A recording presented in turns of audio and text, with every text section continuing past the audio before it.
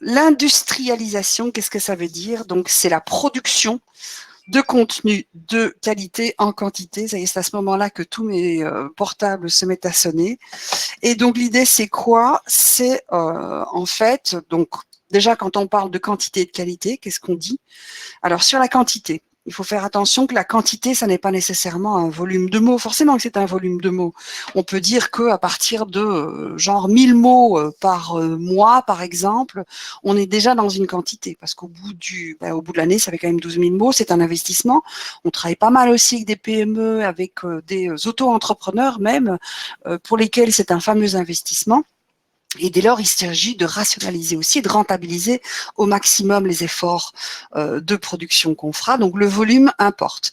Dès qu'on a, en fait, comme on le montre ici, une fréquence, une régularité de publication, cette stratégie de rééditorialisation, cette stratégie de chaîne éditoriale dont je vais vous parler, est presque, enfin, elle n'est pas presque, c'est un must, effectivement, pour pouvoir assurer la qualité des contenus produits. Donc la question de la quantité, elle est multiple. Il y a un volume de mots d'un côté, mais il y a aussi la question des formats. Alors, qu'est-ce que ça veut dire par format? En fait, les formats, imaginons que vous ayez forcément des pages produits.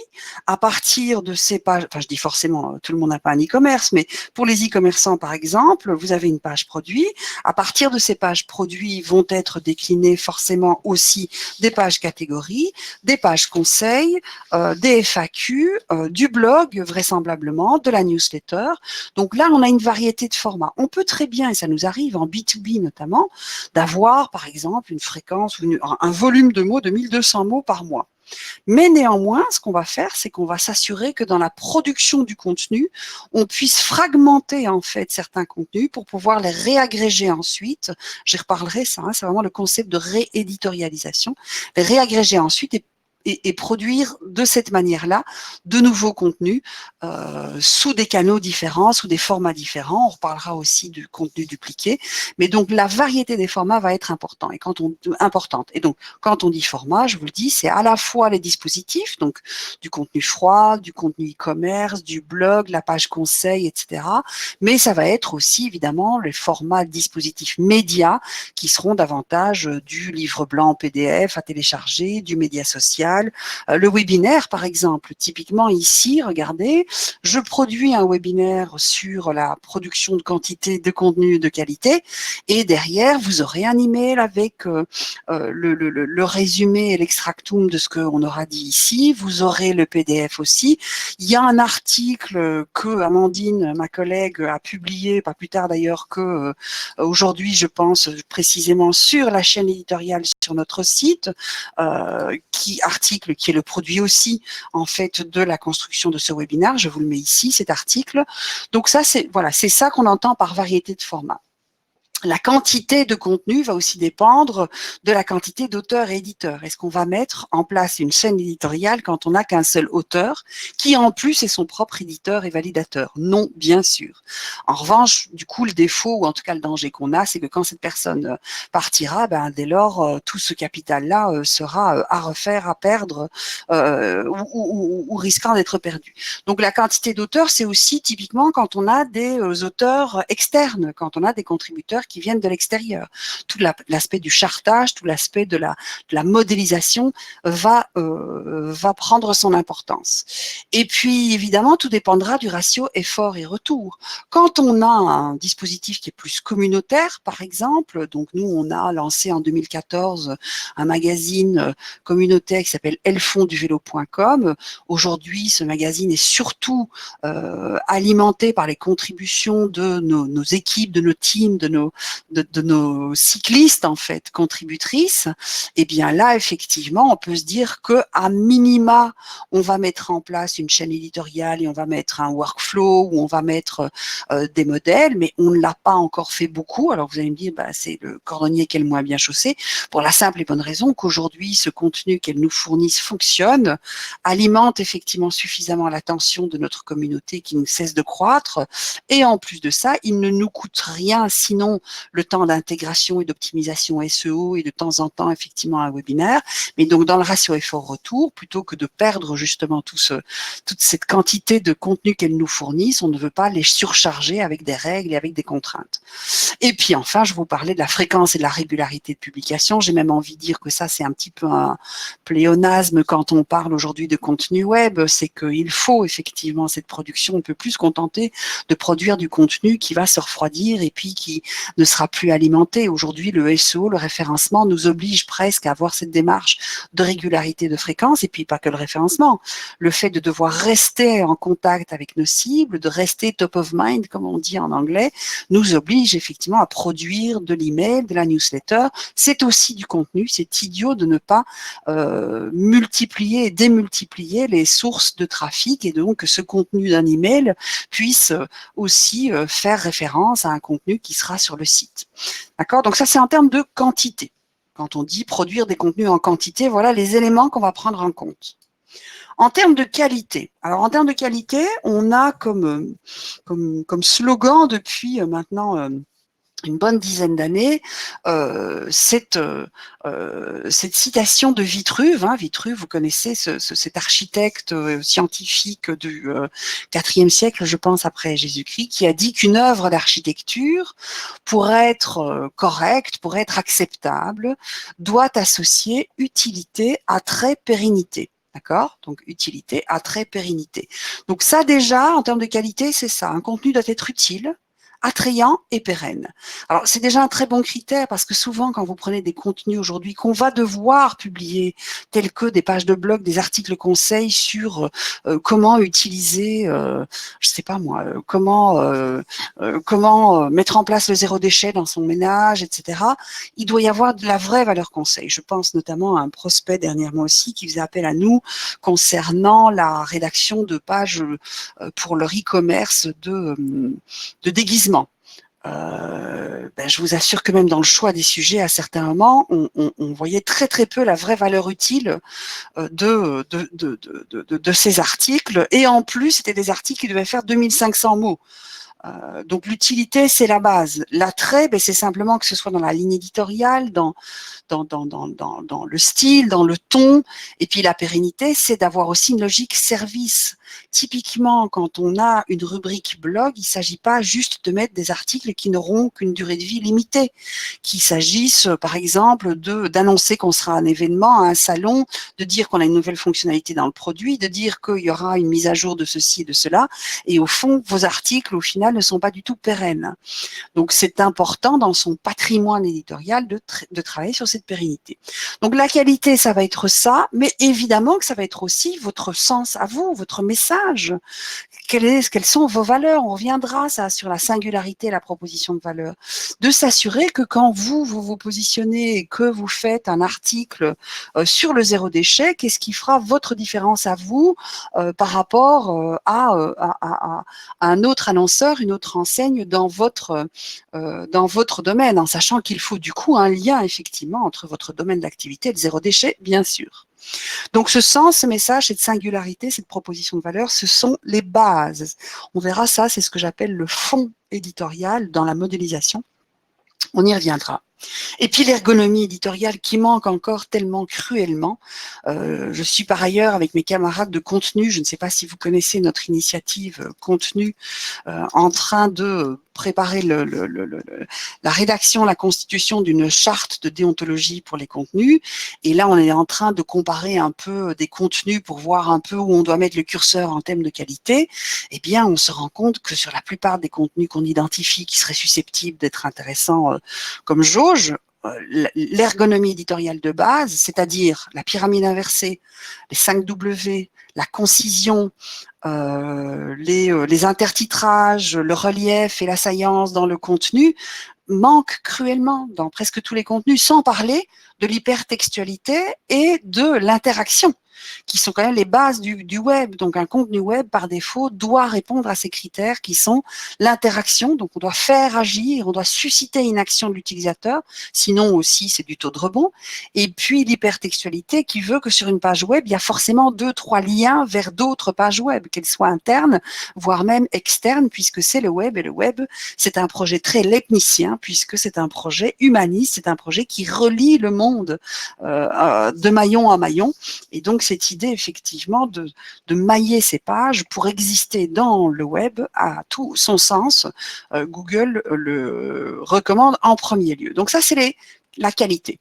Donc, ça veut dire quoi? Ça veut dire aussi qu'en fait, ces deux types de critères, quantité et qualité, vont être déterminants dans le cahier des charges. Il faut pouvoir, effectivement, trouver un niveau entre 1 et 5, entre 1 et 10, pour ces différents critères. Donc, typiquement, quand je vous parle des offres sur lesquelles on est au final pas retenu, c'est vraisemblablement parce que le premier critère aura été un critère quantitatif de prix, pour le coup, sur un gros volume de mots, et peut-être pas tant que ça sur de la qualité.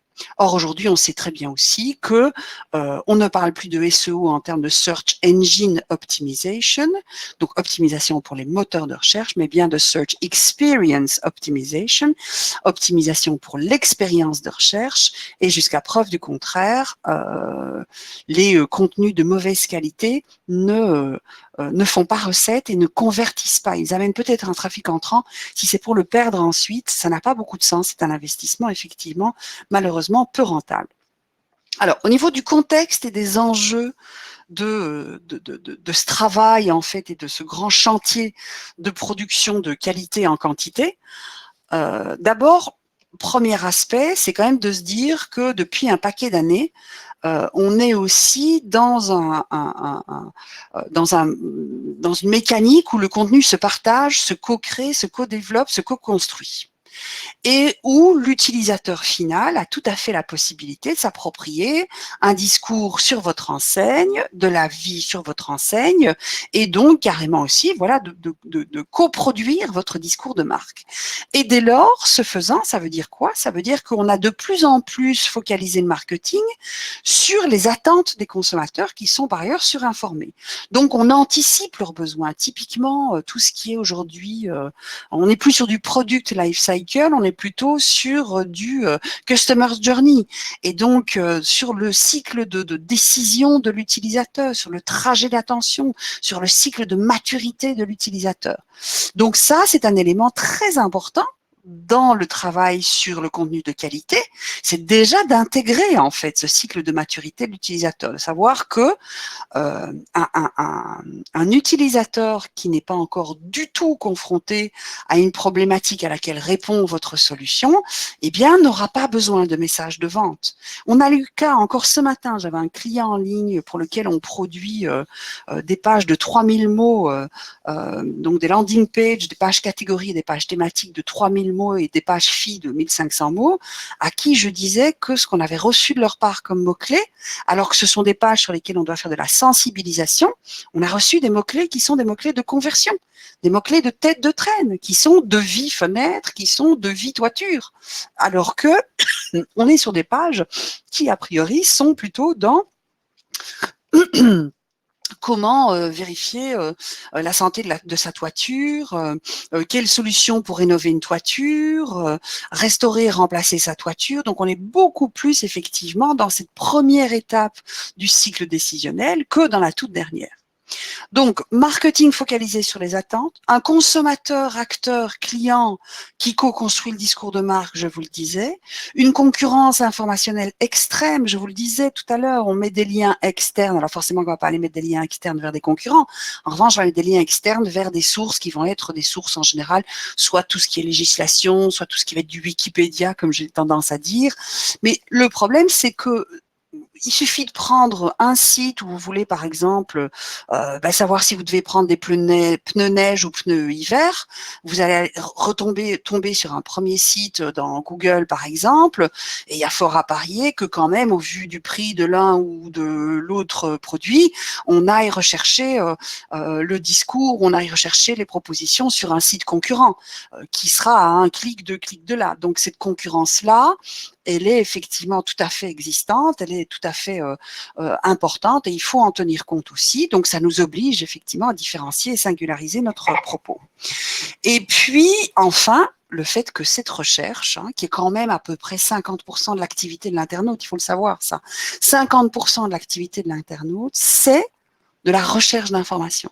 Et dans 80 à 90% des cas, qu'est-ce qu'ils vont utiliser? Ils vont utiliser en fait des moteurs de recherche comme Google. Donc cette recherche, elle a totalement influencé la production de contenu et c'est vrai, nous on le voit depuis maintenant plus ou moins 2 ans. On a beaucoup de clients qui viennent chez nous, non pas pour créer du contenu inbound uniquement, mais c'est vraiment du contenu SEO, c'est vraiment du contenu référencement. D'abord pour un petit peu alléger les budgets SEA, et puis simplement parce qu'ils se rendent compte que quand même du trafic naturel sur du contenu plus pérenne, c'est un investissement durable, c'est de la permaculture en quelque sorte. Donc voilà, ça c'est les contextes. Et sur les enjeux, alors les enjeux c'est quoi? Il y a moyen de produire en quantité de la qualité. Et à terme, ce qu'on s'assure, c'est de la fidélisation, effectivement, et puis de l'effet de masse, à la fois le bouche à oreille, le fait que, comme je vous le disais, puisqu'on est dans de la rééditorialisation, ça va nous permettre aussi de concaténer, de fragmenter et de faire ce qu'on appelle en anglais du repurposing de contenu. Donc c'est ça aussi, je parlais de permaculture il y a 2 minutes, mais on n'est pas loin de ça, au sens où plus vous allez construire du contenu de manière raisonnée, rationnelle et en sachant bien ce que vous allez moduler comme fragment de contenu, plus en fait vous allez avoir un patrimoine qui est au fond un peu comme plus vous avez des boîtes de Lego, plus vous avez l'occasion de faire des plus grandes choses. C'est pareil avec votre contenu. Et ça, on a tendance à l'oublier, on a tendance encore trop à ne pas connaître son patrimoine éditorial ou pas suffisamment. Chaque 14 février, à reproduire un truc pour la Saint-Valentin plutôt que d'aller agrémenter et augmenter un contenu existant qui sera encore du coup plus riche et référençable beaucoup plus vite puisqu'il est déjà référencé, puisqu'il y a déjà une URL de l'année dernière, si tant est que l'URL a du sens et est plus ou moins pérenne. Donc cet effet de masse, il est vraiment important.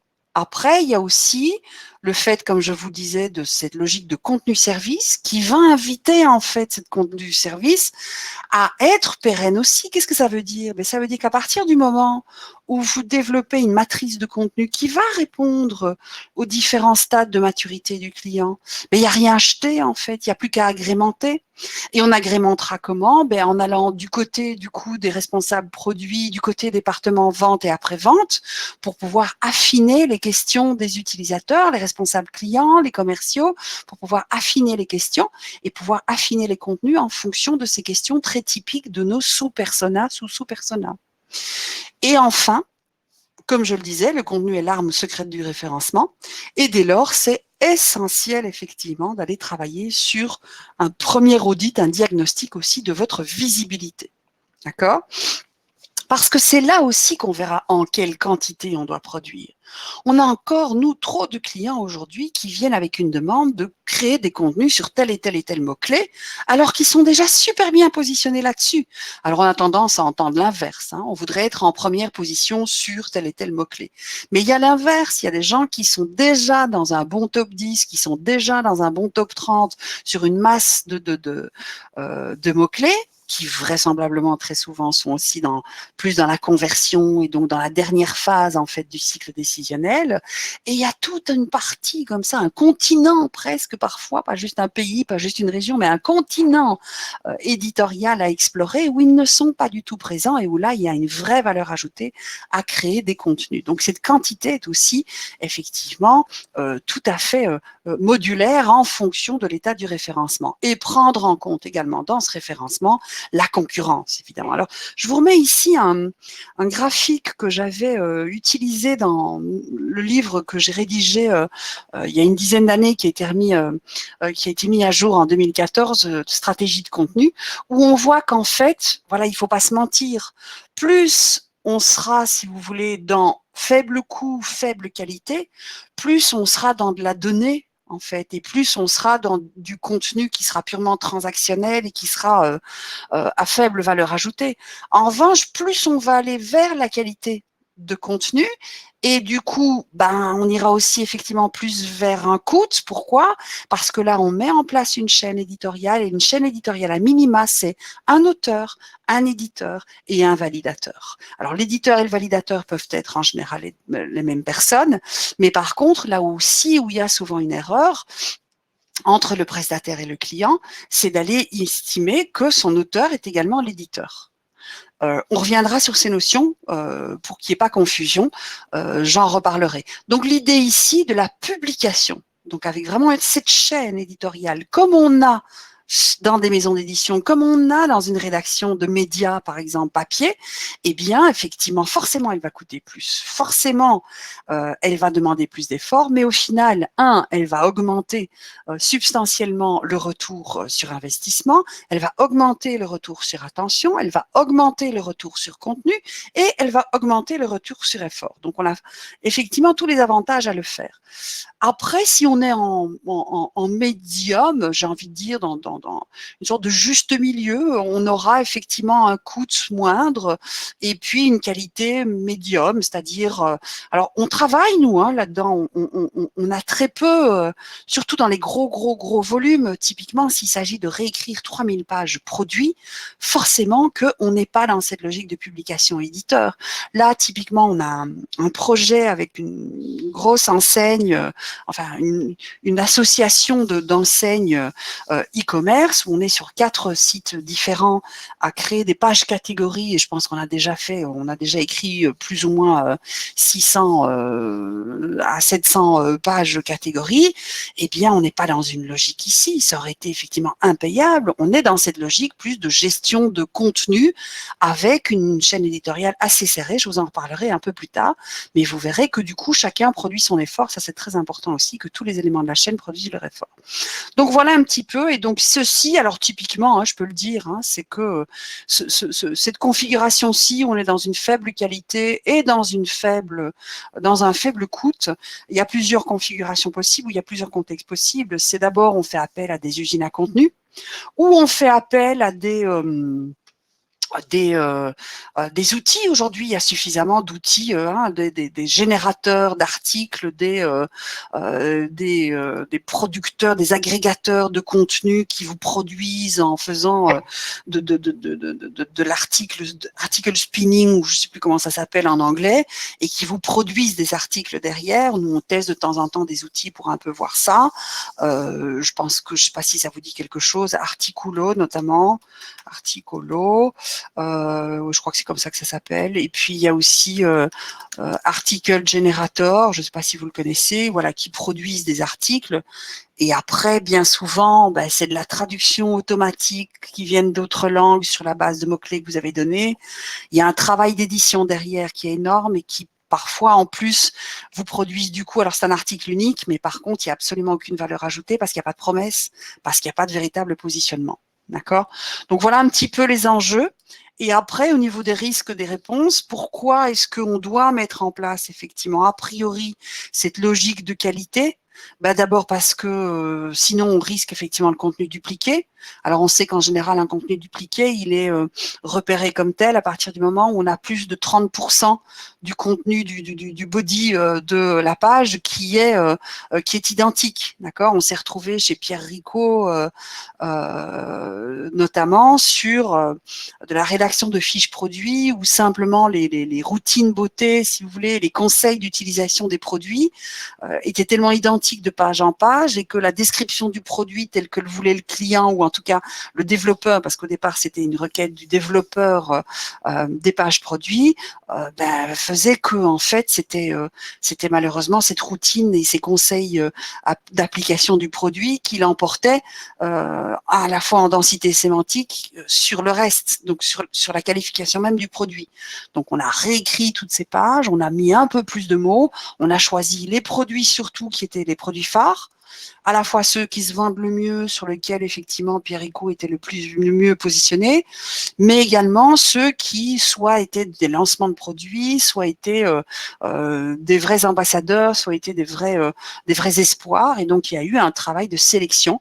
Et après, en interne, ils ont effectivement pu, on a fait une formation chez eux pour leur montrer comment poursuivre la production dans ces modèles-là et dans cette chaîne-là, et ils ont pu être autonomisés là-dessus, parce que ça aussi, cet aspect d'autonomisation, évidemment, il est important. Donc la duplication de contenu, et puis la saturation et la vacuité sémantique. Alors j'adore d'abord j'adore le chat, je sais pas vous, mais j'adore cette photo-ci. Pourquoi? Parce que c'est tellement typique, je trouve, de certaines enseignes qui ont absolument besoin de contenu et du coup qui font produire du contenu avec des auteurs qui malheureusement n'ont peut-être pas assez de créativité ou qui demandent tellement peu cher qu'ils n'ont pas le temps de se positionner, ou le client lui-même ne donne pas de positionnement, il ne donne pas de briefing. Mais je n'avais rien de spécial à vous dire et je tenais à vous le faire savoir. Ça veut dire quoi, ça? Cette position-là, quand on n'a rien de spécial à dire et qu'on tient à le faire savoir, c'est quand, on n'a pas fait d'audit SEO différenciant avec les concurrents pour savoir comment on se positionne et du coup sur quel sujet on doit travailler. 2, on connaît peut-être même mal les besoins des utilisateurs et des cibles et on n'a pas priorisé les cibles avec lesquelles entrer en relation. Et 3, on n'a pas intégré dans son calendrier éditorial les actions commerciales. Et 4, on fait appel à des rédacteurs dont 1, c'est pas le métier principal, j'ai envie de dire, parce que c'est vraiment un métier, ou 2, ils sont pas assez rémunérés pour avoir le temps suffisant de faire le travail rédactionnel à vraie valeur ajoutée. Donc là, on est vraiment dans la saturation et dans la vacuité, c'est-à-dire que soit on n'arrête pas d'enfoncer des portes ouvertes, ou on produit tout le temps sur le même type de contenu, soit au contraire, en fait, on ne dit pas grand-chose parce qu'il faut parler d'eux, mais on ne dit pas grand-chose. Et enfin, très important aussi, le risque, c'est la surcharge cognitive. C'est que si l'article ne répond pas, par exemple, aux fondamentaux de l'ergonomie éditoriale, donc je vous le disais, concision, pyramide inversée, 5W, intertitrage, saillance, relief. Ça, si c'est pas écrit comme ça, ça veut dire qu'il y a une surcharge cognitive. Le meilleur exemple, la plupart des articles, je vous disais, souvent en introduction, ils font que introduire un sujet. Typiquement sur le zéro déchet dont je parlais tout à l'heure, qu'est-ce qui va se passer? Si vous dites 5 conseils pour intégrer le zéro déchet dans votre famille ou pour apprendre le zéro déchet aux enfants, eh bien vous allez la voir en introduction. Les enfants, on le sait, ne sont pas toujours conscients de ce qu'ils jettent, de ce qu'ils consomment, des emballages, etc. Voici 5 conseils pour pouvoir le faire correctement. Tandis que si on disait en entrée de jeu, cuisiner avec votre enfant, lui proposer de choisir des gâteaux en vrac plutôt qu'en sachet, faire ceci, donc qu'on était déjà dans le vif du sujet, qu'on levait le voile sur le sujet, qu'on donnait déjà un élément de réponse qui sera traité dans l'article, là, du coup, on pré-mâche le travail, si vous voulez, du message et on évite cette surcharge cognitive, d'accord? La surcharge cognitive, c'est quand même l'élément essentiel, premier, qui crée du taux de rebond, qui baisse et réduit votre taux de conversion. Et pourtant, voilà, c'est encore une problématique très, très importante sur Internet et sur les contenus web qui sont écrits. Donc, expérience utilisateur négative, évidemment, puisqu'on ne comprend pas, puisqu'on ne sait pas, puisqu'on doit chercher, puisqu'on perd du temps. Et donc, du coup, taux de conversion en berne parce qu'on perd ce prospect, cet utilisateur. Alors, sur les impératifs, on va voir qu'il y a plusieurs choses. Si on veut de la singularité, c'est d'intégrer le discours de marque et la culture de marque. Il faut investir les 3 dimensions du discours de marque. J'y reviendrai, ce sont des éléments que je vais vraiment travailler dans le vif là juste après.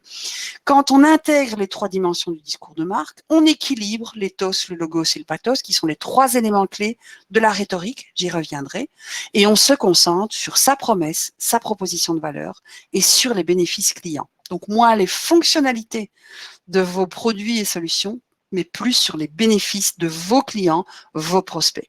D'accord? Ça, ce sont les impératifs. Un petit mot sur la culture de marque. Alors, la culture de marque, c'est quoi? Le contenu à la base que vous allez produire, c'est jamais qu'un moyen. Un moyen pour amener Google, un moyen pour amener l'utilisateur, un moyen, effectivement, pour communiquer. Par contre, la culture, c'est ce qui va faire que ce contenu va rester dans les esprits. C'est ce qui va faire que ce contenu sera partagé. C'est ce qui va faire que ce contenu va susciter de l'émotion. Alors, je vous reprends ici un élément c'est d'un bouquin. Voilà, ben il est là ce bouquin. Ici, voilà, le brand culture, développer le potentiel culturel des marques, par Daniel Beau. Je ne sais pas si vous connaissez le bonhomme, mais moi j'aime beaucoup tout ce qu'il fait. Il travaille beaucoup sur le discours de marque, l'identité discursive, etc. Et donc, ici sont rassemblés en fait un peu tous les éléments culturels qui vont faire qu'il y a relation durable entre l'utilisateur et la marque et qu'il y a effectivement une sorte d'identification parce que c'est ça qui va faire la fidélisation. Le contenu ne doit pas juste augmenter le trafic dans le top de funnel, il doit aussi augmenter le trafic en bas. Et donc typiquement, regardez, collectionner les produits de la marque, acheter les produits dérivés de la marque, fréquenter les lieux de la marque, témoignages sur la marque, suivre conseils et formations de la marque, adhérer au modèle culturel de la marque, se vivre via la marque, s'identifier aux valeurs de l'entreprise, inventer ses propres usages et habitudes. Typiquement, regardez, collectionner les produits de la marque. J'ai vu là tout à l'heure un prospect qui développe une solution CRM et qui propose à télécharger 365 citations qui sont déjà incrustées dans une image un peu à la Canva. Vous voyez, des citations assez sympas sur le marketing, etc. Ce sont un peu des produits de la marque. Sur notre magazine, nous, elfondduvélo.com, le premier produit qu'on a sorti, c'est une casquette avec Elles font du vélo et qui du coup permet en fait une identification, c'est-à-dire que dans les cyclos sportives ou les cyclotouristes, les courses qui sont organisées, bah, les nanas, elles font du vélo et même les mecs, puisqu'il y a des mecs qui portent aussi des casques, elles font du vélo, se reconnaissent et du coup se rassemblent. Conseils et formations de la marque. Regardez, nous, on produit du contenu, mais on fait des webinars et on n'est pas les seuls. Je vous montrerai un ou deux autres exemples. Donc, dans ce côté de la promesse, le sens et le message, donc dans l'élément de chartage au tout démarrage, c'est important effectivement d'aller déjà voir ici dans ce modèle-là ce que vous allez pouvoir ancrer, ce que vous allez pouvoir partager, ce que vous allez pouvoir donner pour créer du symbole, pour créer de la culture. D'accord? Alors, quand on dit intégrer, investir, les trois dimensions de la marque, qu'est-ce que c'est? En fait, les trois dimensions du discours de marque, vous les connaissez peut-être, inspiration, relation, transaction, j'y reviendrai. Aujourd'hui, dans la manière de les acter sur un site internet, on les acte de trois manières. D'abord, tout ce qui va être en fait transactionnel, ce sera le spectacle. D'accord? Donc le transactionnel, c'est vous, c'est-à-dire c'est votre proposition de valeur, ce sont vos produits, vos services. Et donc là, il s'agit de démontrer ce que vous faites. OK? Alors, comment est-ce qu'on le démontre? Bien souvent, c'est simplement nos produits. Vous voyez, typiquement sur Labo Fnac, on va avoir le Labo Fnac, c'est pas la Fnac. Donc ici, on est sur un laboratoire. Le laboratoire, c'est ceci, d'accord? Tandis que ici, regardez sur le site de l'Agence de la propriété intellectuelle de l'État, l'Agence du patrimoine, pardon, immatériel de l'État, on va avoir effectivement accueil, les pages d'accueil avec les services, mais derrière, ils ont une page, les cafés économiques. Et donc, la partie spectacle, c'est la partie où on montre ce qu'on fait en dur au niveau transactionnel. La partie laboratoire, c'est davantage la partie où on est là dans de l'inspiration, où on est là dans le fait d'inspirer nos cibles, d'intégrer notre produit non pas dans ses fonctionnalités, mais dans une expérience globale de l'utilisateur. Donc typiquement, ça veut dire que quand je parlais de zéro déchet tout à l'heure, c'est quoi? Je pense surtout à un de nos clients qui est qui fait de la location d'objets. Donc typiquement, vous avez la communion de votre gamin ou vous partez en vacances cet été, vous n'avez pas de porte-vélo, mais vous n'avez pas de câble chez vous, ben vous pouvez louer une tente de jardin pour la communion du petit, et vous pouvez louer un porte-vélo pour partir en vacances avec les vélos cet été, et même les vélos et les casques vélos d'ailleurs, vous pouvez tout louer. Et donc c'est pour cette coopérative que nous mettons en place un blog, un magazine dans lequel on travaille forcément sur le zéro déchet, sur la valeur d'usage plutôt que la valeur de possession, etc. Et donc, c'est dans cet aspect de laboratoire, de test ensemble, de tâtonnement, qu'on va effectivement inspirer les utilisateurs et qu'on va sans doute générer de l'intérêt. D'accord? Cet aspect laboratoire, il est vraiment intéressant parce qu'il y a aussi quelque chose qui est très en tâtonnement dans l'humilité et dans le dialogue. Et qui dit dialogue dit rassemblement. Et typiquement, c'est pour ça que je vous montre ici la Bofnac parce que c'est vraiment, on a testé pour vous, voilà, le test de la dévialette, condamné pour avoir espionné des smartphones de supporters, le labo du Samsung, Uber Air, etc., etc. Donc on est dans ce côté la marque média qui inspire, qui éduque, qui guide. D'accord?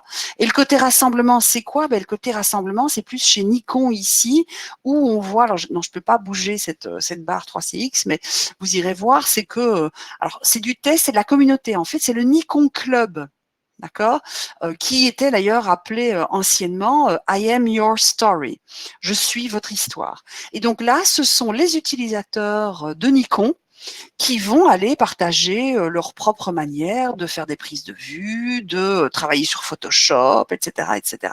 Donc ça, c'est super important dès le chartage d'intégrer ces trois dimensions. Et c'est ça que je vais vous montrer maintenant.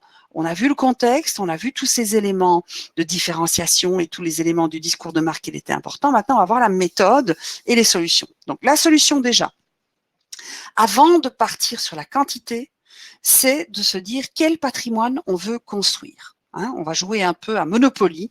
Est-ce que vous êtes sur des hôtels? Est-ce que vous êtes sur des maisons? Et dans quel quartier vous allez être? Qu'est-ce que vous voulez construire comme patrimoine? En sachant que ce qui va être important et le fil rouge, c'est la valeur service et la relation. Vous assurez que le patrimoine que vous construirez va générer de la relation. D'accord? Qu'un article en générera un autre, qu'une conversation en générera une autre, un peu comme dans l'amitié ou dans les liens humains, où le prétexte d'une conversation en amènera une autre. Et donc, on va travailler sur la visibilité. Qui dit visibilité va dire donc étudier les recherches des utilisateurs. Vous me direz, mais Muriel, si moi je suis, par exemple, si je vends des brosses à dents ou si je vends des stylos billes, je vais pas travailler sur le SEO, je vais pas travailler sur de l'inbound marketing. C'est vrai. Mais votre attention, parce que la visibilité, ce n'est pas que du SEO, c'est aussi de l'attention simplement au sens du sentiment. L'attention positive, l'attention négative, le bouche à oreille, la notoriété. Donc la visibilité, ça va vous permettre, même un audit SEO va simplement vous permettre d'aller voir ce que font les autres sur les mêmes thématiques et comment vous différencier justement. Il n'y a pas un dispositif et un programme de contenu qu'on met en place sans aller regarder ce que fait la concurrence et notamment au niveau des médias, tout simplement, des magazines. Donc, différenciation et, je vous le disais, procurer une expérience. Et enfin, service, j'en parle ici, engagement, fidélisation. Donc, ça veut dire quoi? C'est cette question d'intégrer la culture de la marque dans les contenus industrialisés. Un exemple qu'on va reprendre assez souvent, nous, typiquement, c'est ce qu'on appelle les éléments de langage. À créer une bibliothèque d'éléments de langage qu'on va pouvoir intégrer dans les différents types de contenus, ça va nous permettre en fait d'insister sur cette culture de la marque. Et la culture de la marque, on le verra, elle a différentes origines qui vont vous permettre de créer ces bibliothèques. Donc, au niveau des solutions, alors juste un petit truc là sur les solutions. Donc, le triangle d'or, c'est quoi? C'est se poser la question de ce qu'on doit faire et de ce qu'on doit dire.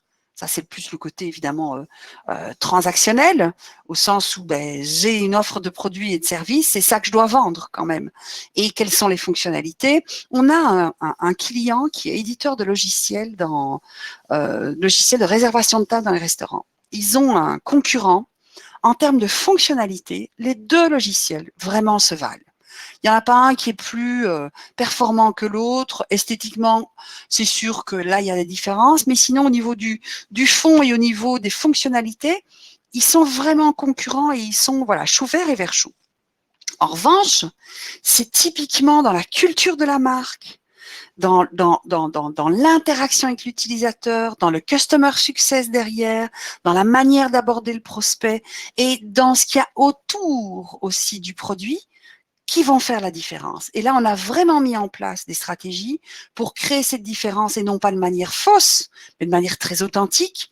Et ça, c'est le qu'est-ce que je veux faire. Donc, on a un produit qui est pas très différencié. En revanche, on a une vraie philosophie de vie, on a une vraie éthique, on a une manière dont le cœur bat et on veut le montrer parce que c'est ça qui va faire la différence. C'est qu'est-ce que je veux faire. Ça, c'est le relationnel, d'accord? Donc, dans mes dimensions du discours de marque, transactionnel, relationnel, et puis ici, inspirationnel. Qu'est-ce que je peux faire? Qu'est-ce que je peux dire? Typiquement, moi, en tant qu'éditeur de logiciels pour la restauration, est-ce que je peux parler de la digitalisation du marketing des restaurants? Est-ce que je peux parler de comment gérer votre TVA en tant que restaurateur? Est-ce que je peux parler... Alors, on peut tout dire, j'ai envie de dire, mais aussi on peut ne pas dire. D'accord? Il y a des contenus à proscrire. Et là, typiquement, à partir du moment où notre concurrent le fait, et que nous, ce qu'on veut faire, c'est de la différenciation au niveau du cœur et au niveau de, eh bien, on n'ira pas le faire, on n'ira pas parler de ça. On laissera ça à notre concurrent. On n'ira pas sur son territoire parce qu'on ne veut pas se substituer au département marketing du restaurateur ou du grand restaurant. D'autant que quand même, il y a une chose différenciante aussi chez notre client pour le coup, c'est que il a beaucoup de restaurants étoilés, beaucoup plus que son concurrent. Et donc là, il y a une vraie différenciation aussi en termes effectivement de posture et de relation. Donc ça, c'était sur les solutions vision stratégique. Maintenant, sur les solutions plus opérationnelles et opératoires, qu'est-ce qu'on va avoir? Le chartage, la chaîne éditoriale, la modélisation et la rééditorialisation. Alors, puisqu'on est dans le sujet des restaurants, j'avais une amie qui tenait un restaurant et me disait, je lui demandais, mais comment tu organises ta cuisine, comment tu fais? Elle dit, Muriel, dans une cuisine de restaurant, il y a 3 choses qui sont essentielles. 1, la mise en place. 2, la mise en place. 3, la mise en place. C'est pareil ici. C'est aussi d'ailleurs un élément chez nous différenciant par rapport à des agences concurrentes, c'est que nous, c'est vrai, la mise en place va prendre un peu de temps. On va créer une mini-charte, on va créer des modèles de contenu, on va créer un premier prototype, un premier pilote, et c'est sur cette base-là que derrière, on va pouvoir produire. Mais alors là, pour le coup, on produit en quantité et on produit en pure autonomie, c'est-à-dire qu'il y a presque plus d'intervention, et on sait qu'en une version 1,5, 2 versions, on a bouclé le bazar. Donc ça, c'est très important, effectivement, de travailler sur cette mise en place. Et ça, ce sont les éléments essentiels de la mise en place. Les piliers, chartage, chaîne éditoriale, modélisation. Ce que je vous montre ici, parce que le chartage et la modélisation, c'est la toute première base. Alors, bien souvent, on le fait ensemble avec vous, d'ailleurs, parce que tous les clients n'ont pas en interne les ressources capables de le faire ou n'ont pas le temps, simplement. Je ne parle pas de ressources humaines uniquement. Après ce chartage, on va aller documenter, créer un fond éditorial. Je reviendrai là-dessus. Et après, on va pouvoir effectivement rééditorialiser. J'en reparle dans un instant. Donc, sur le chartage, c'est définir les éléments de l'identité qui doivent figurer dans les contenus. Alors, et ils y figureront de différentes manières, soit sous forme de citation, d'encadré, soit avec chaque fois un propos, pourquoi nous choisir nous, un paragraphe qui serait pourquoi nous choisir nous. Et qu'est-ce qu'on va avoir dans ces éléments différenciants? Donc là, on est en train de construire le fond éditorial, c'est-à-dire ces éléments qui ne vont pas bouger. Vos valeurs et promesses, votre héritage, votre histoire, ce sont des éléments qu'on ne doit pas reconstruire et réinventer chaque fois qu'on va faire 10 pages contenu conseil ou contenu catégorie. Ils existent une fois pour toutes. Autant les rassembler dans un document et travailler sur un chantier de 6 mois, par exemple, où il s'agira de construire ça petit à petit. D'accord ? Après, forcément que ce positionnement et cette différence proposée, comme je vous parlais avec cet éditeur de logiciels restauration, il doit venir également, il doit être aussi. Si moi je dis notre positionnement avec ce client-là, c'est de travailler sur l'humain, sur la relation, sur le côté de l'éthique dans la restauration, sur la cuisine responsable, le restaurateur solidaire, etc., eh bien ce sont des choses effectivement qu'il va falloir réutiliser dans l'éditorial, dans le contenu. Et donc on aura toujours du relationnel, souvenez-vous, donc inspirationnel, relationnel et transactionnel, on aura du relationnel. Et puis après, on va avoir les signes distinctifs des cibles visées, que ce soit dans l'iconographie, dans la sémiologie, ce que vous allez utiliser comme image, ou simplement dans des cas de figure, dans des études de cas, des exemples. Souvent, on a des cas pratiques ou des études de cas. Dans les études de cas que vous utilisez, vous prendrez des cibles qui sont tout à fait dans votre cible à vous. Et donc, ça va être le jeune couple de, ou ça va être le quarantenaire qui, ça va être le cadre urbain, etc., etc. Et enfin, aussi bien déterminer d'emblée les motifs de préférence de vos cibles. Alors, je ne sais pas si vous connaissez la grille SONCAS. Donc, SONCAS, c'est quoi? C'est sécurité, orgueil, nouveauté, confort, argent, sympathie. Et donc, c'est une grille que les commerciaux utilisent en général pour un peu jauger l'angle qu'ils doivent donner à leur discours commercial quand ils interagissent avec un client ou un prospect. Et donc, vous, il est important dès le démarrage, alors peut-être que je pourrais vous le montrer un peu plus tard parce on fait l'exercice, nous, dans certaines de nos chartes éditoriales, d'aller dire, typiquement, notre groupe cible numéro 1, qui est le jeune couple primo-accédant à la propriété, eh bien, lui, il aura besoin, pas tellement de sécurité parce qu'il est très au fait, très informé, mais plutôt d'orgueil, c'est-à-dire qu'il aimera notre solution parce qu'elle est très innovante, parce qu'elle est disruptive, parce qu'elle est digitale, parce que ceci, parce que cela, de la nouveauté, du confort au sens où ils veulent du push, où ils veulent ne pas avoir à penser au suivi de leur dossier, etc. Argent, oui, parce qu'ils commencent et qu'ils veulent pas surpayer non plus un produit. Et sympathie, certainement, parce que ce sont effectivement des gens très sensibles au relationnel et à ce capital sympathie. Et alors là, vous avez un type de chartage qu'on va avoir plus au niveau rédactionnel également, que vous connaissez peut-être parce qu'on vous le partage très souvent. Donc le chartage, je vous donne un autre exemple ici. Typiquement, sur une charte ici qu'on avait pour un client, on a là, regardez ici, donc sur les 3 dimensions du discours de marque, inspiration, relation, transaction, et je vous laisserai le soin de regarder donc les caractéristiques, la promesse, critères d'acceptation et contrat relationnel. L'idée étant effectivement d'aller charter déjà ce vers quoi on va aller traiter les sujets. Donc sur des contenus d'inspiration, on sera dans du facile à comprendre, facile à atteindre, sur du relationnel, facile à utiliser, facile à adopter, facile à utiliser, facile à adopter aussi sur le transactionnel. Donc, je vous laisserai voir ça. L'idée dans le chartage, c'est effectivement que dès que vous allez pouvoir distinguer les contenus qui sont des contenus du type inspiration, relation, transaction, après, c'est vraiment un capital qu'on va pouvoir réutiliser. Et juste une chose sur ces différents éléments. Attention qu'aujourd'hui, on a fort tendance à être dans du pathos. Je lisais encore dernièrement, je ne sais plus quel directeur de quelle agence qui disait il faut mettre de l'émotion, il faut mettre de l'humain, il faut mettre du relationnel. Le problème, c'est que quand vous mettez de l'émotion, du relationnel, du pathos, d'abord, c'est souvent très très fort du fake news. Et puis simplement, on n'achète pas quelque chose que avec le cœur et que avec effectivement l'émotion et que avec la larme à l'œil. On a de plus en plus besoin, en cette ère de fake news, effectivement, et de mésinformation ou de surinformation et d'infobésité, d'éthos. Et l'éthos, c'est l'inspiration, c'est l'utilité, c'est d'éduquer l'utilisateur à bien utiliser votre produit. Et donc, c'est de ne pas mentir, c'est de ne pas manipuler et c'est de ne pas non plus, si vous voulez, cacher des éléments de votre solution, c'est d'être le plus transparent possible sur la manière de vendre effectivement votre solution et d'inspirer l'utilisateur. Et c'est là ce que ça fait la différence en fait. La vision, c'est quand on va associer d'abord l'éthos et le logos. Donc le logos, c'est votre produit, c'est nouveau le côté transactionnel. Et donc ça a tout son sens effectivement d'aller là-dessus. Alors sur la chaîne éditoriale, c'est quoi? La chaîne éditoriale, c'est le fait de bien séquencer les parties de la production. Alors qu'est-ce qu'on a comme séquençage?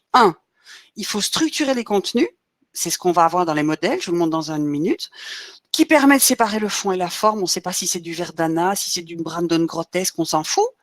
On va pouvoir, du coup, en structurant les contenus, repêcher certains des contenus. Donc, typiquement, quand on est sur une étude de cas, une FAQ, un guide d'achat, par exemple, un guide d'achat sur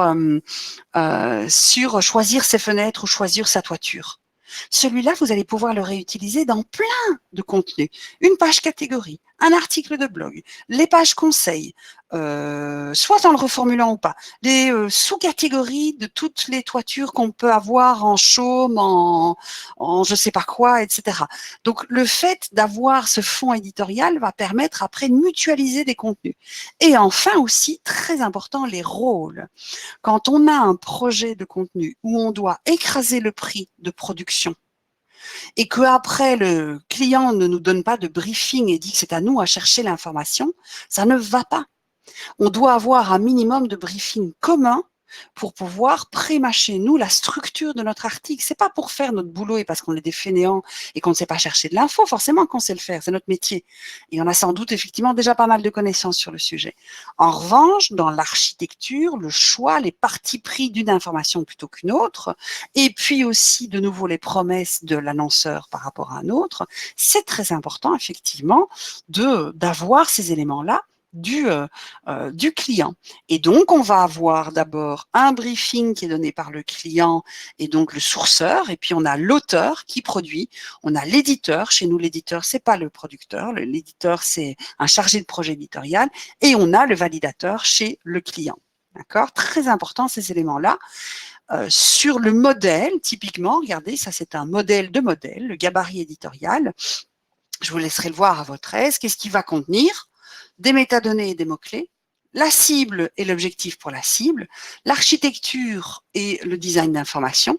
On y intégrera déjà en fait les promesses et arguments bénéfices, le maillage et le call to action. Et surtout l'intérêt du modèle, c'est quoi? C'est qu'en fait, vous allez du coup, vos auteurs n'auront pas une page vide.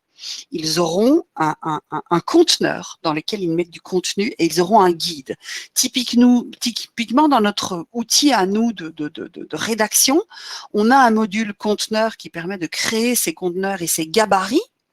Et regardez, on va avoir le bloc comment, décrit plus en détail comment marche la solution, comment fonctionne le concept, quels sont ses principes fondamentaux, originalité, utilise un H2, divise tes idées en paragraphes, utilise un mot-clé secondaire. Décrit pourquoi cela fonctionne sur le pourquoi, évoque la cause, le facteur déclenchant, utilise un H2, divise tes idées en paragraphes et utilise les mots-clés. Donc là, ça veut dire qu'on inspire en fait, quand on doit aller vite, forcément qu'a priori, l'auteur, il sait ces éléments-là, puisque c'est son métier. Mais au moins là, il a la validation par écrit que c'est bien ça. Alors, j'ai vu inviter les métadonnées, que c'est bien ça qu'on lui demande, et donc ça lui permet simplement d'aller plus vite. Alors, les métadonnées, ça va être le titre et le chapeau. Donc, ce sont souvent les métadonnées SEO d'ailleurs. C'est ce qui va être repris dans Google comme étant le titre, donc c'est le métatitre et la méta-description. Mais les métadonnées, ça peut être aussi les tags et les catégories sur un blog, par exemple, ou sur un site Drupal, etc. D'accord? Donc, vous voyez?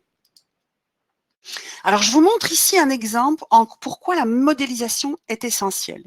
Donc, vous avez ici, donc, vous voyez, on est en Excel. Alors, en Excel, voici l'élément, en fait, du briefing qui est également l'élément de notre, comment dire, de notre conteneur.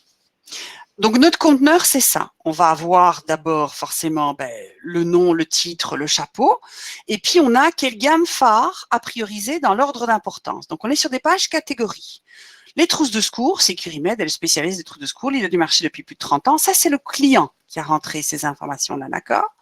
Donc, on lui a demandé, lui, pour chaque page, catégorie, sous-catégorie, sous-sous-catégorie, de remplir ce briefing. On a un client en or ici parce qu'il a pris le temps de le faire. Je peux vous dire que d'abord, ça lui a permis d'avoir un prix de production effectivement moindre, mais surtout, on a une qualité derrière au niveau de l'éditorial. En une version et demie, c'était bon, c'était plié. Sur des pages de 1500 mots, de 1000 mots et de 800 mots. Et là, on se retrouve donc sur les gammes phares à prioriser qui nous permet, nous, en haut de la page, catégorie, de directement citer dans la catégorie des trousses de secours ce qu'il faut mettre en avant, par ordre de priorité. Puis, dans les gammes de produits, on va mettre en avant les produits. Puis, on va aussi on va faire un guide d'achat, et pour faire ce guide d'achat, on va pouvoir identifier les besoins. Et donc, on a besoin 1, besoin 2, besoin 3, besoin 4, besoin 5. Puis, on a les UVP, USP, les différents éléments différenciants, les bénéfices. Et puis, on termine par un bon à savoir qui est plus du relationnel, d'accord? Donc, si on reprend aussi dans notre discours de marque, on a ici du transactionnel. Ici, on va avoir de l'inspirationnel, inspirationnel. Ici, bénéfice entre transactionnel et inspirationnel. Et ici, du relationnel. OK? Et donc, sur plus ou moins le même canevas de briefing sur un autre e-commerce, regardez ce que le client nous a soumis. Donc, vous voyez la différence entre ici, un client qui est très bavard, qui est très documenté, et un autre où là, on a presque tout à faire nous-mêmes. voyez, et où forcément que ça ne suffira pas. Et donc là, le problème, c'est qu'il y a un moment, c'est soit on donne plus, soit effectivement on a un budget supplémentaire pour de la recherche documentaire et pour pouvoir remplir ce briefing, soit on a une qualité, souvenez-vous, qui est vraiment dans gestion de contenu, mais qui va plus vers de la gestion de données que vers de la publication. Alors attention, ici on sait très bien que les contraintes ne sont pas les mêmes. Là, il y a une véritable équipe, ce sont des responsables produits qui bien souvent travaillent d'ailleurs en duo, qui fournissent la matière, tandis qu'ici, ben, c'est le responsable marketing et il est tout seul sur l'e-commerce. Donc forcément que les temps sont pas les mêmes, les disponibilités sont pas les mêmes non plus. Mais ce que je veux dire, c'est que cet élément-là, c'est la base même qui va permettre le bon déroulement de la chaîne éditoriale. Et alors enfin, terminer par presque le plus important, une fois qu'on aura cette mise en place, le chartage des différents éléments, ce qu'on veut dire au niveau inspirationnel, ce qu'on veut dire au niveau transactionnel, au niveau relationnel, les éléments de langage dont je parlais tout à l'heure, ce qu'on veut dire au niveau culturel, les traces qu'on veut laisser, les symboles, etc. Après, on va constituer notre fond éditorial. Ceci, c'est typiquement un élément de fond éditorial. Donc, on a créé pour tous les produits de la banque ici, des éléments qui sont des USP. Donc, USP, souvenez-vous, Unique Selling Proposition, donc des propositions de vente uniques. Et ce sont ces éléments-là qu'on va aller réutiliser. Alors, bien sûr, pas à l'identique. Et les 5, typiquement sur le fonds de pension, selon qu'on va s'adresser à un groupe cible plus âgé ou à un groupe cible plus jeune, à telle ou telle cible, à tel ou tel persona, on va plutôt utiliser sécurisant, souple, déductible fiscalement ou cumulable, souple, accessible à tous, en fonction de notre fameux SONCAS. Vous vous souvenez? Et pareil pour les autres. Mais par contre, ce fonds-là, ce référentiel-là, on l'a une fois et on va pouvoir le réutiliser. Et donc, typiquement, dans tout ce qui va être autour du fonds de pension, on aura ces notions de sécurisant, accessibilité, souplesse, déductibilité, cumulable, et pareil pour la carte Mastercard, pour la banque par Internet, etc., etc. Et donc, vous imaginez en faire ce travail en amont, le temps qu'on va gagner en production. Parce que là, on est dans de la réécriture, on est effectivement de la rééditorialisation. Qu'est-ce que ça veut dire la rééditorialisation? C'est de construire un contenu à partir de contenus existants. C'est du Lego, comme je vous le disais tout à l'heure, d'accord? C'est du recyclage en fait. C'est de la permaculture.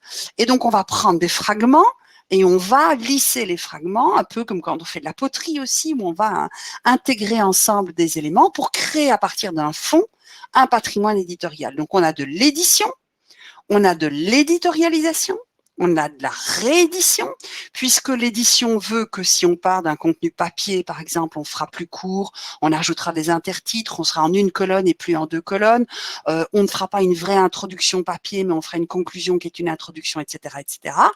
Et la réédition et l'éditorialisation, ce sont les idées plus d'ajouter une expression d'un point de vue ou de faire une nouvelle proposition de lecture, parce que si on est sur une page conseil, donc dans l'inspiration, c'est pas du tout le même angle que dans une page produit. Et la scénarisation, c'est plus effectivement de s'assurer qu'on va répondre aux spécificités du web, c'est-à-dire interaction, hypertextualité.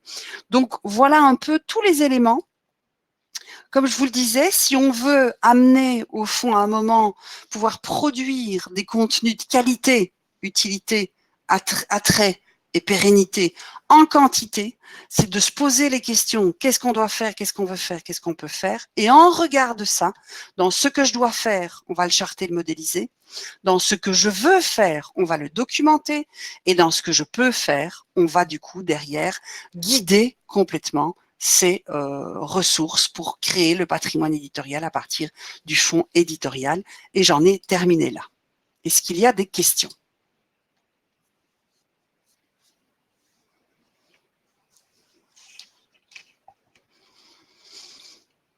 Toc, toc, toc.